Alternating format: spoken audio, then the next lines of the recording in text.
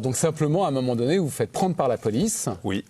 Et là, plutôt que de vous condamner, il vous propose un marché. Qu'est-ce qu'il vous propose exactement? En fait, la chose qui m'est proposée à ce moment-là, c'est de dire super, le piratage informatique, là, c'est pas très très grave, mais à côté de ça, on voit que quand même, vous faites du piratage informatique, c'est-à-dire que vous réussissez à vous introduire avec votre groupe de copains dans des sites informatiques dans lesquels qui contiennent des données qui peuvent être sensibles.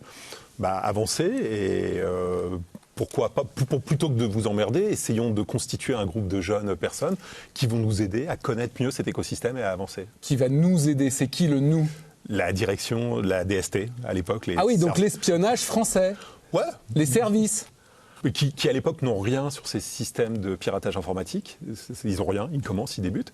Et puis donc on est quelques jeunes dans cet environnement-là, et donc qui viennent nous chercher, et puis de les aider à avancer, à constituer quelque chose qui vont se professionnaliser. Et qu'est-ce que vous allez faire pour les services secrets?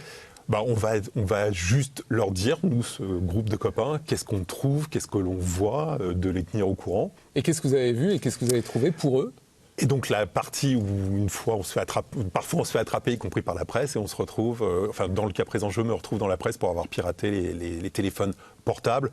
On est en 86, donc il y a une grande prescription, mais pour avoir piraté la base de données des portables mobiles français, y compris celui du président de la République, du président Mitterrand ou de Pandro.